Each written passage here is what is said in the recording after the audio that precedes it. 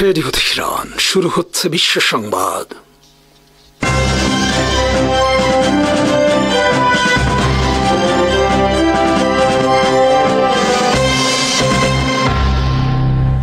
শুরুতেই সংবাদ শিরোনাম।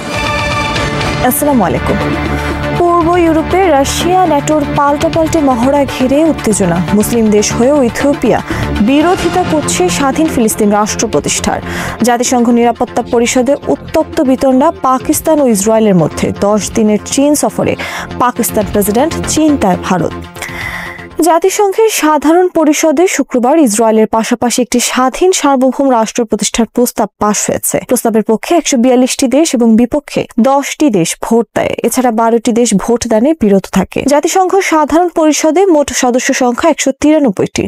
স্বাধীন ফিলিস্তিন রাষ্ট্র প্রতিষ্ঠার বিপক্ষে যেসব দেশ ভোট দেয় তারা হলো যুক্তরাষ্ট্র, Israel, Argentina, Hungary, Micronesia, Nauru, Palau, Papua New Guinea, Paraguay এবং টোঙ্গা। যে 12টি দেশ ফিলিস্তিনকে স্বাধীন রাষ্ট্র হিসেবে ভোট দেওয়া থেকে বিরত থাকে তার মধ্যে রয়েছে ইথিওপিয়া, চেকিয়া, আলবেনিয়া, ফিজি, গুয়েতেমালা, মোলডোভা, উত্তর মেসিডোনিয়া, সামোয়া, সাউথ সুদান। মুসলিম ও ইসলামী সভ্যতার অন্যতম একটি সূতিকাগার হলো ইথিওপিয়া। সেই ইথিওপিয়া জাতিসংঘে ফিলিস্তিনকে স্বাধীন রাষ্ট্র হিসেবে প্রতিষ্ঠার পক্ষে ভোট দেয়নি। বর্তমানে এই দেশটির প্রধানমন্ত্রী হলেন গণহত্যাকারী যুদ্ধবাজ আবিই আহমেদ। এই গণহত্যাকারী ইথিওপিয়ার প্রধানমন্ত্রী হবার আগে শান্তিতে নোবেল পুরস্কার পেয়েছিলেন। নোবেল পুরস্কারের জনপ্রিয়তা কাজে লাগিয়ে সেই ইথিওপিয়ার ক্ষমতায় বসে দেশটিতে ভয়ঙ্কর গৃহযুদ্ধ সূচনা করে। ইথিওপিয়া আর্মিকে সে লেলিয়ে দিয়েছিল টাইগ্রে বিদ্রোহীদের বিরুদ্ধে। এই গৃহযুদ্ধে ইথিওপিয়া আর্মি হাজার হাজার টাইগ্রে বিদ্রোহীদের হত্যা এবং ধর্ষণ করে সাধারণ নারীদের, জ্বালিয়ে দেয় টাইগ্রে বিদ্রোহীদের এলাকা। ইথিওপিয়ার হিসাব মতে 2020 থেকে 2023 সালে চলা গৃহযুদ্ধে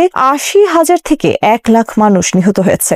গৃহহারা হয়েছে 10 লাখের বেশি ইথিওপিয়ান। শুক্রবার জাতিসংঘ সাধারণ পরিষদের স্বাধীন ফিলিস্তিন রাষ্ট্র প্রতিষ্ঠার পক্ষে পাশ হওয়া প্রস্তাবের তীব্র বিরোধিতা করে বিবৃতি পর্যন্ত দিয়েছে যুক্তরাষ্ট্র।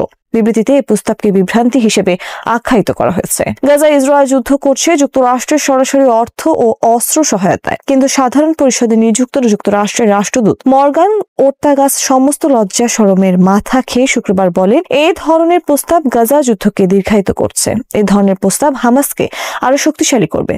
তিনি বলেন, জাতিসংঘ সাধারণ পরিষদের এই প্রস্তাবকে কেউ হামাসের প্রতি পুরস্কার হিসেবে মনে করে ভুল করবেন না। ইসরায়েলের পক্ষ থেকেও একই কথা বলা হয়েছে। ইসরায়েলের প্রধানমন্ত্রী বেঞ্জামিন নেতানিয়াহু জাতিসংঘ সাধারণ পরিষদের প্রস্তাবের বিরোধিতা করে বলেছেন, ফিলিস্তিনি রাষ্ট্র বলতে কিছু থাকবে না। শুক্রবারের সাধারণ পরিষদের প্রস্তাব সন্ত্রাসী হামাসের জন্য একটি উপহার, কিন্তু আমরা হামাসকে এই উপহার গ্রহণ করতে দেব না। আমরা হামাসকে পুরোপুরি কবর দেওয়া ছাড়া গাজা থেকে ফিরবো না। আর পৃথিবীর যেখানেই হামাসের লোক থাকবে সেখান থেকেই তাদেরকে খুঁজে বের করে আমরা তাদের হত্যা করব।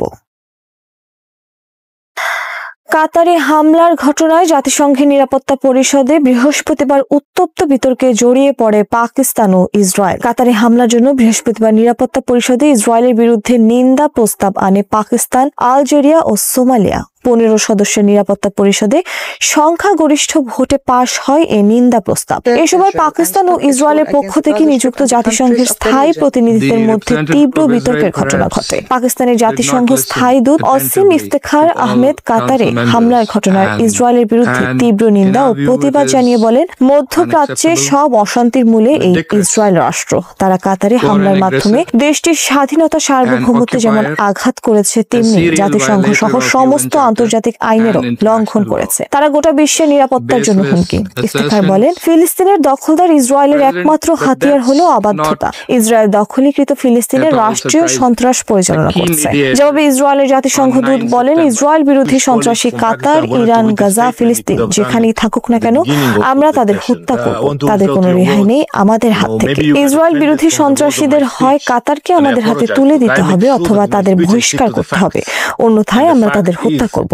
এটাই আমাদের শেষ কথা। ইসরায়েলি দূত ওসামা বিন লাদেনকে পাকিস্তানে হত্যার ঘটনা উল্লেখ করে বলেন, তারা এই ধরনের একজন সন্ত্রাসীকে আশ্রয় দিয়ে রেখেছিল। জবাবে পাকিস্তানের দূত বলেন, পাকিস্তান সন্ত্রাসের শিকার একটি দেশ এবং পাকিস্তান সন্ত্রাসের বিরুদ্ধে যুদ্ধ করে যাচ্ছে। পাকিস্তান ইসরায়েলকে স্বীকৃতি দেয়নি রাষ্ট্র হিসেবে। সম্প্রতি ইসরায়েলের প্রধানমন্ত্রী বেঞ্জামিন নেতানিয়াহু পাকিস্তানকে ইসলামী জঙ্গি ও সন্ত্রাসী রাষ্ট্র হিসেবে আখ্যায়িত করে পাকিস্তানে হামলার হুমকি দিয়েছেন। জবাবে পাকিস্তানের পররাষ্ট্র মন্ত্রণালয়ের এক বিবৃতিতে বলা হয়েছে, যে কোনো বহিঃশত্রুর আক্রমণ থেকে নিজেদের রক্ষায় সক্ষম পাকিস্তান।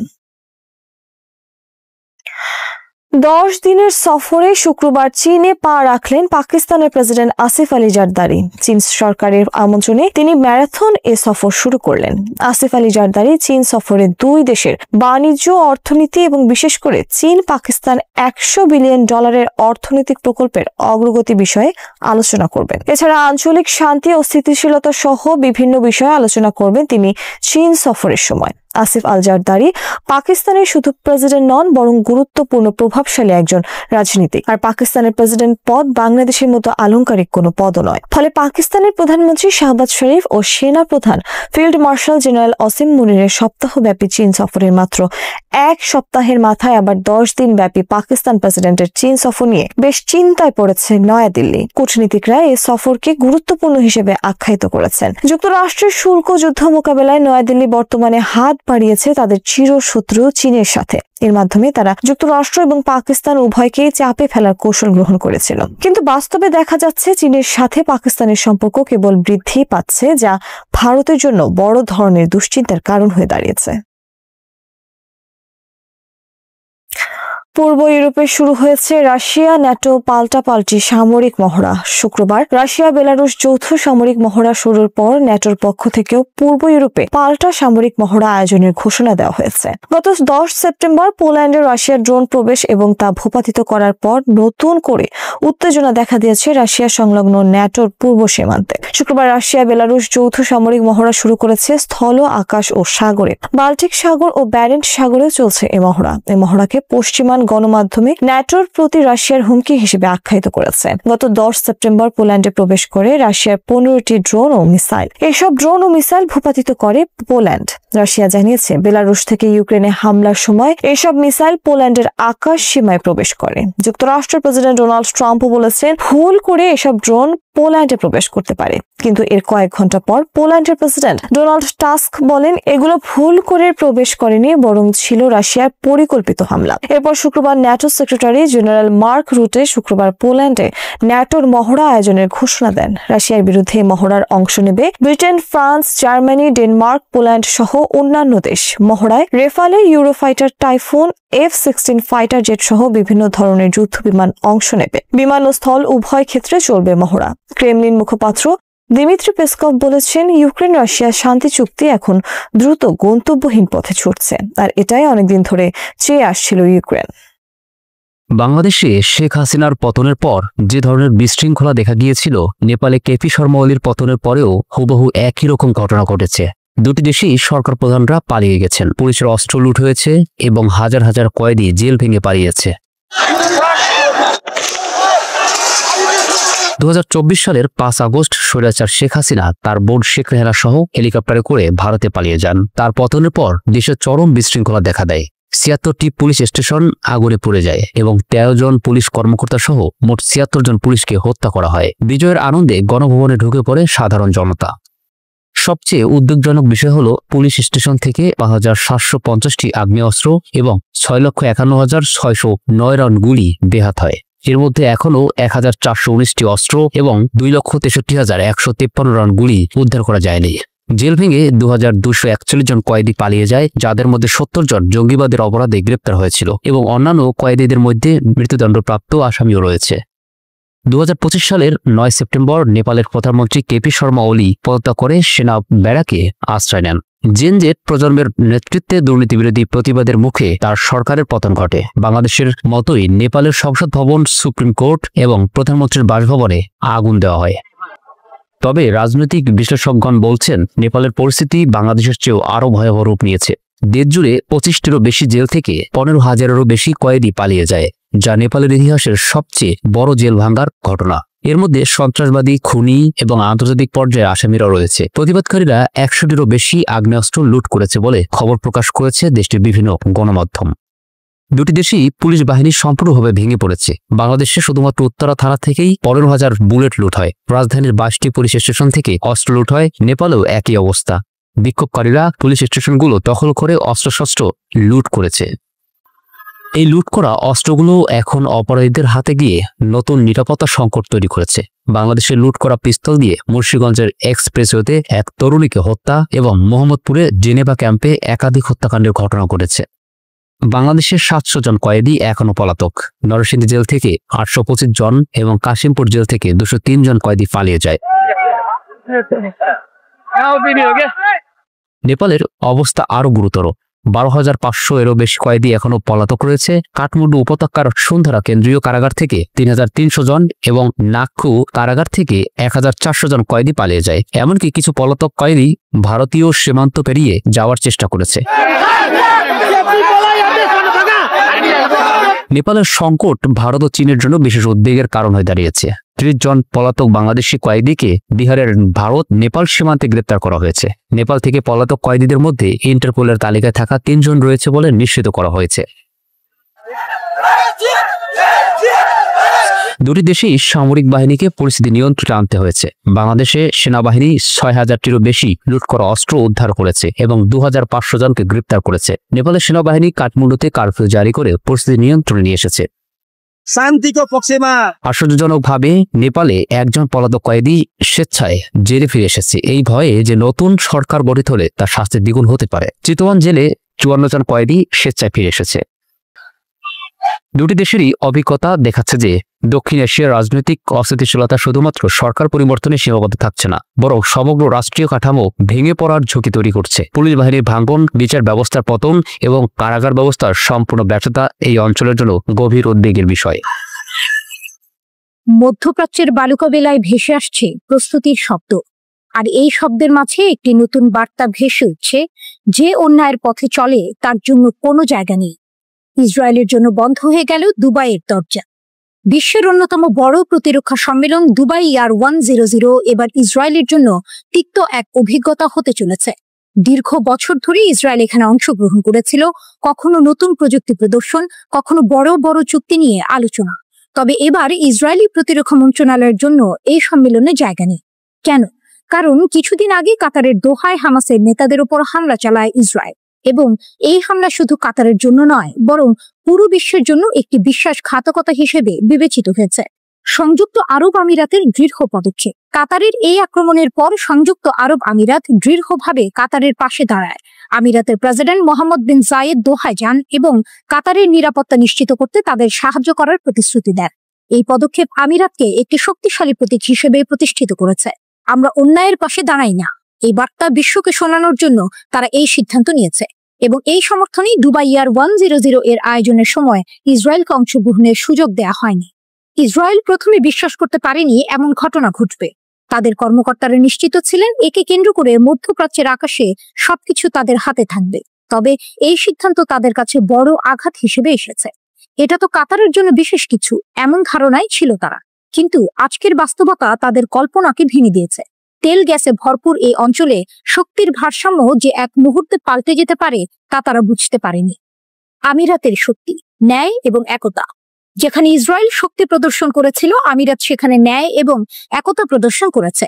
তাদের এই দৃঢ়তার ফলে তারা আরব বিশ্বের এক বড় নেতা হয়ে উঠেছে। সৌদি আরব, জর্ডান সহ অন্যান্য দেশও কাতারের পাশে দাঁড়ানোর সংকল্প নিয়েছে। কাতারে বিশ্বাসঘাতক ইসরায়েলের হামলার নিন্দা জানিয়েছে সংযুক্ত আরব আমিরাত। দেশটির সিনিয়র কূটনৈতিক উপদেষ্টা আনোয়ার গার্গাস বলেছেন যে সংযুক্ত আরব আমিরাত আমাদের ভাই কাতারের সাথে আন্তরিকভাবে দাঁড়িয়েছে। আরব উপসাগরীয় দেশগুলির নিরাপত্তা অবিভাজ্য, গার্গাস বলেছেন। তিনি জোর দিয়ে বলেছেন যে তার দেশ এই আগ্রাসন মোকাবিলায় পূর্ণ সংহতি প্রকাশ করছে। চীনের সীমান্ত থেকে মাত্র 27 কিলোমিটার দূরে পাহাড়ি উপত্যকার ভেতর লুকিয়ে আছে এক ভয়ঙ্কর রহস্য। উত্তর কোরিয়ার সিনপুংডং ক্ষেপণাস্ত্র ঘাঁটি। নামটি উচ্চারণে সাধারণ মনে হলেও এর ভেতর লুকিয়ে আছে এমন এক শক্তি যা এক নিমিষেই পূর্ব এশিয়া থেকে যুক্তরাষ্ট্রের মূল ভূখণ্ড পর্যন্ত কাটিয়ে দিতে পারে। ওয়াশিংটন ভিত্তিক থিঙ্ক ট্যাঙ্ক CSIS এর নতুন প্রতিবেদনে উঠে এসেছে এই চাঞ্চল্যকর তথ্য। স্যাটেলাইট চিত্র, উত্তর কোরিয়ার পালিয়ে আসা শরণার্থীর সাক্ষ্য আর গোপন নথি বিশ্লেষণ করে তৈরি করা প্রতিবেদনে বলা হয়েছে এই ঘাঁটিতে মজুদ থাকতে পারে 9টি পারমাণবিক আন্তঃমহাদেশীয় ব্যালিস্টিক ক্ষেপণাস্ত্র, ICBM এবং তাদের মোবাইল লঞ্চার। ঘাঁটিটি চীনের সীমান্তে এত কাছাকাছি যে যুক্তরাষ্ট্র বা অন্য কোনো দেশ সরাসরি আঘাত হানার আগে হাজারবার ভেবে দেখতে বাধ্য হবে। কারণ সামান্য ভুলে যদি বিস্ফোরণ চীনের ভেতরে ছড়িয়ে পড়ে, তবে সেটি পুরো এশিয়ার জন্য বিপর্যয় ডেকে আনবে। ঘাঁটির অবস্থান যেন সিনেমার এক লুকোনো সেট। 22 বর্গ কিলোমিটার জুড়ে, যা আকারে নিউ ইয়র্কের জন এফ কেনেডি আন্তর্জাতিক বিমানবন্দর থেকেও বড়।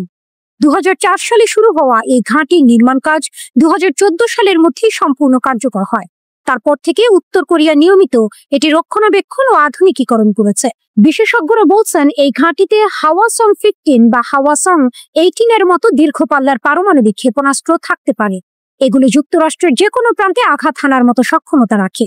ট্রান্সপোর্টার লঞ্চারের সাহায্যে ক্ষেপণাস্ত্র মুহূর্তেই নিক্ষেপ করা সম্ভব, আবার যুদ্ধের সময় দ্রুত অন্যত্র সরিয়েও ফেলা যাবে। এখানে নাটকীয় মোড় ঘোরে রাশিয়ার প্রসঙ্গে। ইউক্রেন যুদ্ধ শুরুর পর থেকে উত্তর কোরিয়া মস্কোর সঙ্গে সহযোগিতা বাড়িয়েছে। খবর আছে রাশিয়ার জন্য সেনা পাঠিয়েছে পিয়ংইয়ং।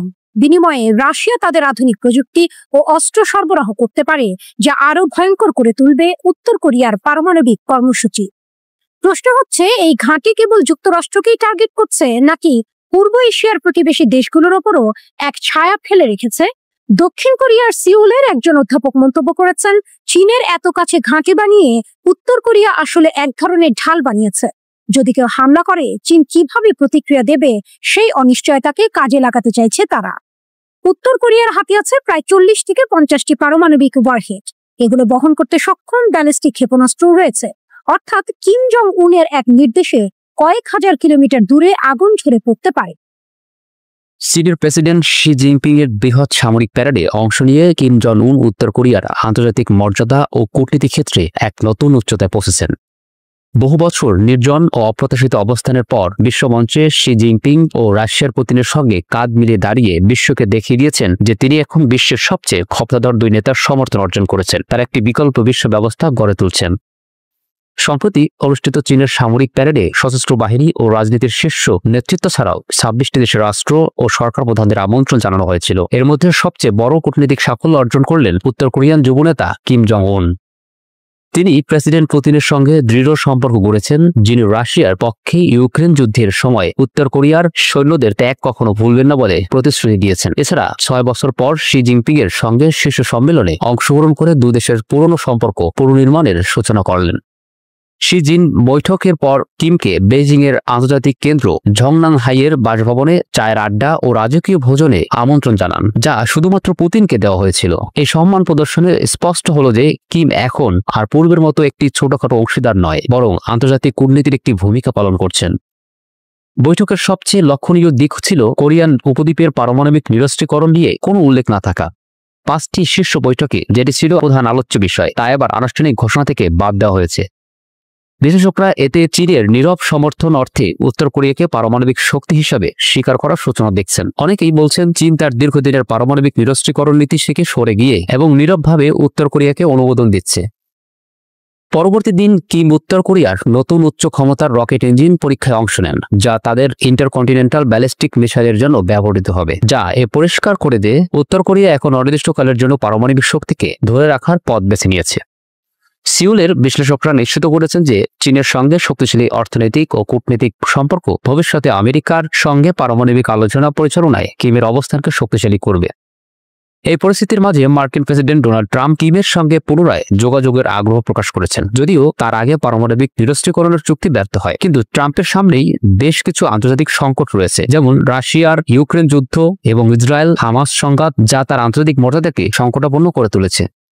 কিম জং উনের পারমাণবিক শক্তি হিসেবে স্বীকৃতির স্বপ্ন এখন বাস্তবায়নের পথে। চীন ও রাশিয়ার ট্যাসিট অনুমোদন ও সমর্থন তাকে আন্তর্জাতিক কূটনীতির শক্তিধর খেলোয়াড় হিসেবে প্রতিষ্ঠিত করবে, যা বিশ্ব রাজনীতির গতিপথে এক নতুন অধ্যায় লিখবে।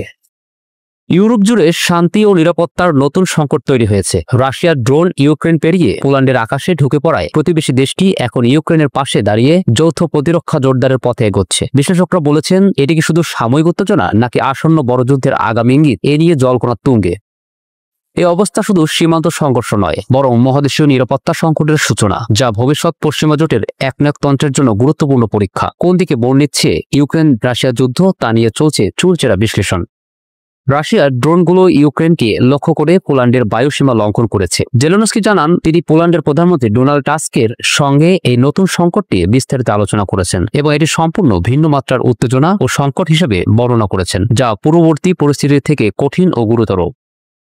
রাশিয়ার হামলায় ব্যবহৃত ড্রোনের ধ্বংসাবশেষ পোল্যান্ডের বিভিন্ন শহর ও গ্রাম থেকে পাওয়া গেছে, যার মধ্যে ইরানি নির্মিত শাহেদ ড্রোনও রয়েছে। ইতিমধ্যেই কিয়েভ গোয়েন্দা তথ্য ও সংবাদ পোল্যান্ডের রাজধানী ওয়ার্সের সঙ্গে শেয়ার করছে। তিনি পোল্যান্ডকে ড্রোন ধ্বংসের সামরিক সহায়তা, প্রশিক্ষণ এবং বিশেষজ্ঞতা প্রদানের প্রস্তাব দিয়েছেন এবং টাস্কের সঙ্গে মিলিত হয়ে সামরিক ক্ষেত্রে যৌথ কাজ করার ব্যাপারে সম্মত হয়েছেন। এই জোট ইউরোপীয় আকাশে একটি কার্যকরী বায়ু প্রতিরক্ষা ব্যবস্থা গঠনের পাশাপাশি ইন্টারসেপ্টর ড্রোন উৎপাদনের জন্য অর্থায়ন বৃদ্ধিতে গুরুত্ব আরোপ করছে, যা ভবিষ্যতে সম্ভাব্য হামলা থেকে মহাদেশকে রক্ষা করবে। উল্লেখযোগ্যভাবে জেলেনস্কি পোল্যান্ডের পাশাপাশি যুক্তরাজ্যের প্রধানমন্ত্রী কিয়ার স্টারমার, ইতালির প্রধানমন্ত্রী জিওর্জিয়া মেলোনি এবং ন্যাটোর মহাসচিব মার্ক রুটের সঙ্গেও এই গুরুতর বিষয়ে নিয়ে আলোচনা করেছেন। তিনি সবাইকে একযোগে কাজ করার আহ্বান জানিয়েছেন যাতে ইউরোপীয় ভূখণ্ডের নিরাপত্তা নিশ্চিত করা যায়। পোল্যান্ডের সংশ্লিষ্ট কর্মকর্তারা দেশে বিভিন্ন স্থানে ড্রোন ধ্বংসাবশেষ পাওয়ার পর তদন্ত চালিয়ে যাচ্ছেন। অন্যদিকে ইউক্রেন দাবি করেছে এসব ড্রোন হামলা রাশিয়ার দখলকৃত ইউক্রেনীয় ভূখণ্ড এবং বেলারুস থেকে পরিচালিত হয়েছে। রাশিয়ার একক আগ্রাসনের বিরুদ্ধে পোল্যান্ডের এই সমর্থন নতুন এক প্রতিরোধের আঁচড় হয়ে ওঠার পাশাপাশি ইউরোপীয় নিরাপত্তার গঠনকে আরও জোরদার করবে বলে বিশেষজ্ঞরা মনে করছেন। আন্তর্জাতিক সম্প্রদায় এখন ঐক্যবদ্ধ হয়ে এমন হুমকির মোকাবেলায় প্রস্তুতি নিতে বদ্ধপরিকর। মধ্যপ্রাচ্যের উত্তপ্ত রাজনৈতিক অঙ্গনে নতুন ঝড় তুলেছে দোহায় ইসরায়েলের ড্রোন হামলা। 7 সেপ্টেম্বর কাতারের রাজধানী দোহায় এই হামলা চালানো হয়, যার লক্ষ্য ছিল শীর্ষ হামাস নেতারা। হামলার সময় শহর জুড়ে চলছিল ইসরায়েল হামাস যুদ্ধবিরতি আলোচনার মধ্যস্থতা। বিশ্লেষকেরা বলছেন বরং উপসাগরীয় ভূ রাজনীতির জন্য এক নতুন ধাক্কা, যা সরাসরি যুক্তরাষ্ট্রের নীতি ও প্রেসিডেন্ট ডোনাল্ড ট্রাম্পের গালফ মিত্রদের সঙ্গে সম্পর্কের স্থিতি পরীক্ষা করছে। কাতার দীর্ঘদিন ধরেই ইসরায়েল হামাস আলোচনার প্রধান মধ্যস্থতাকারী এবং যুক্তরাষ্ট্রের ঘনিষ্ঠ সামরিক মিত্র। এখানেই রয়েছে ওয়াশিংটনের সেন্ট্রাল কমান্ডের সবচেয়ে বড় ঘাঁটি। এমন একটি শহরে হামলা মানে ইসরায়েল শুধু হামাস নয়, আলোচনার প্রক্রিয়াকেই চ্যালেঞ্জ করেছে। কূটনৈতিক পর্যবেক্ষকেরা মনে করছেন হামলার স্থান ও সময় ইঙ্গিত দিচ্ছে যে তেল আভিভ শান্তি নয়, একতরফা নিয়ন্ত্রণ চাইছে। আন্তর্জাতিক আইনের তোয়াক্কা না করে আঞ্চলিক প্রতিপক্ষের নেতাদের হত্যা করা ইসরায়েলের দীর্ঘদিনের কৌশল। 1948 সালে জাতিসংঘের মধ্যস্থতাকারী ফোলোকে বার্নাডোটকে হত্যার পর থেকে লেবানন, সিরিয়া, ইরাক এমনকি ইরানেও শীর্ষ নেতৃত্বকে টার্গেট করেছে তারা। গাজায় টানা অবরোধ ও হামলা চালিয়ে হামাসকে দুর্বল করার প্রচেষ্টা অব্যাহত রয়েছে।